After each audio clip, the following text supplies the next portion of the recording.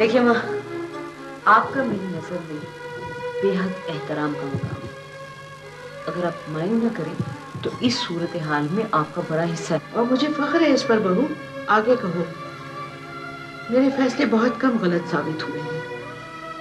مجھے معلوم تھا میرا نہایت رحم دل بیٹا جو قدرے کم قوت فیصلہ کا مالک ہے اسے اعصابی طور پر مضبوط اور با کردار لڑکی چاہیے. سو الحمدللہ میں نے فوراً تمہیں پسند کر لیا. ویسے اگر دیکھا جائے تو محب علی ولد جبار علی کے لیے ہم پلہ زمیندار لڑکیوں کی کھیپ موجود تھی. اور پھر میرے بیٹے کو تو اللہ نے فطرت ہی ایسی دی ہے. ایک تو ساری عمر باہر پڑھا لکھا جس کی وجہ سے ٹوٹلی ڈی فیوڈلائز ہو گیا. اور پھر باپ کی طرح سیاست بھی تو نہ کر سکا. اب میرے چھوٹے ہی کو دیکھو, سیاست سمیت سارا کام سنبھال کے رکھا ہے. اسی کا بھائی ہے نا. لیکن اماں, شہوار اور احسن کے معاملے میں ہمیں مجبور کروا کے آپ نے ہماری ناک کٹوا دی ہے. اماں ویسے میں نے بھی آپ کا حکم اسی لیے مانا کہ احسن ہماری, میرا مطلب ہے آپ کی گود میں پلا بڑا ہی شائستہ لڑکا. خدا جانے اسے کیا ہو گیا. اسے کچھ نہیں ہوا. یہ تو تم دونوں کی وجہ سے وہ دونوں سفر کر رہے ہیں, ایک تم اور دوسرے وہ رحیم الدین. اماں یہ عمروں میں اتنا فرق, میرا مطلب ہے 6-7 سال کا جو. ارے کیا بکتے ہو, تمہیں معلوم ہے تمہارے باپ میں اور مجھ میں 15 برس کا فرق ہے. اسی لیے تو میں کہتی تھی کہ عائشہ مجھے کیا معلوم تھا کہ احسن اتنا ناہنجار, نافرما بردار اور گستاخ نکلے گا کہ اس کا باپ بھی اس کو گھر سے نکال دے گا.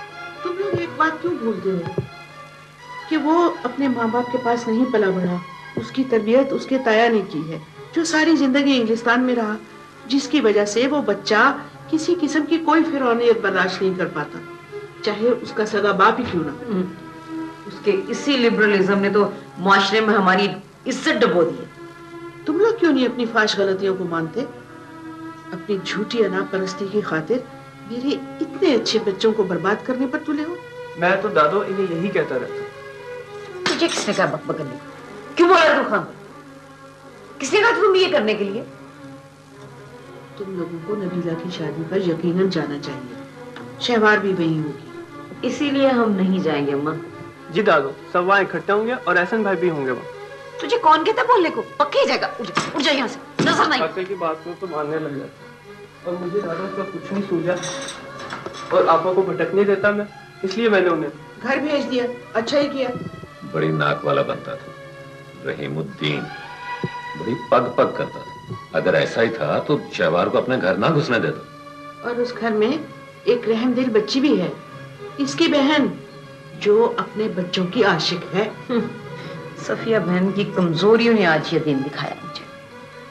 آپ اپنی اپ اسٹار سیلی کے اوچھے بچے سے شادی کرنے کے لیے نوفل پوچھو, دفعہ جی یہاں سے, مجھے نظر نہ آنا. میں کہتی ہوں دفعہ جی یہاں سے.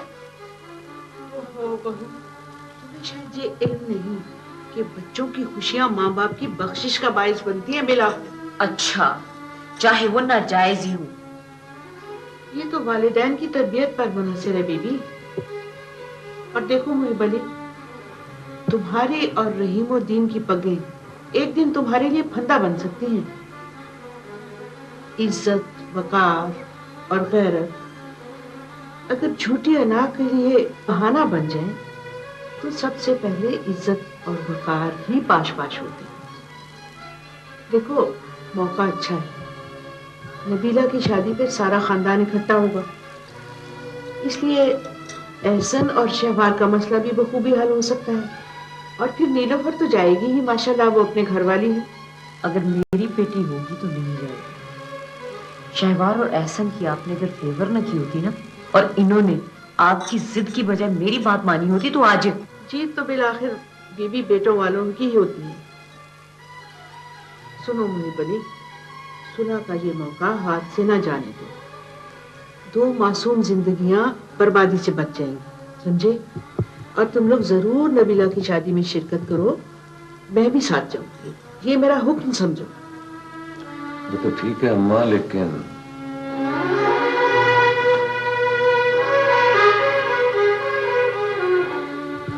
دیکھیے ماں, میں نے صفیہ باجی کو انکار کر دیا تھا. ہم لوگ نہیں جا رہے.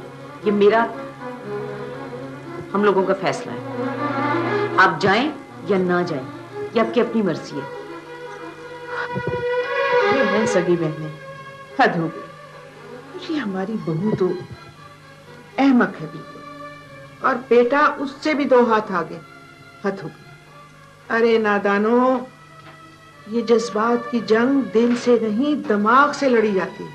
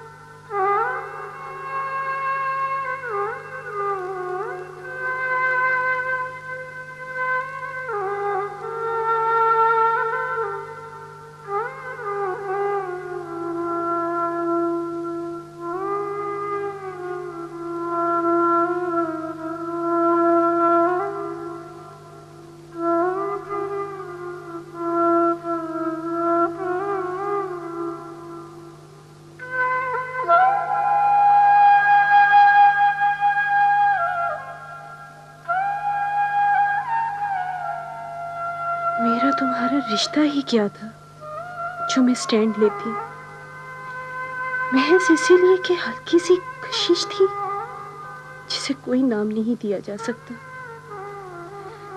زندگی سپرد کر دینے کا فیصلہ محض ایک انجانے غیر مرئی احساس کی بنیاد پر۔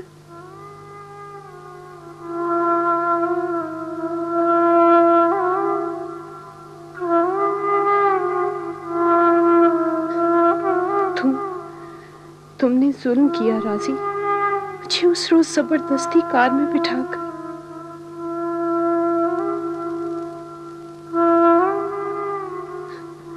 اب بھگتو، بھگتتے رہو بچوں، بھگتتے رہو۔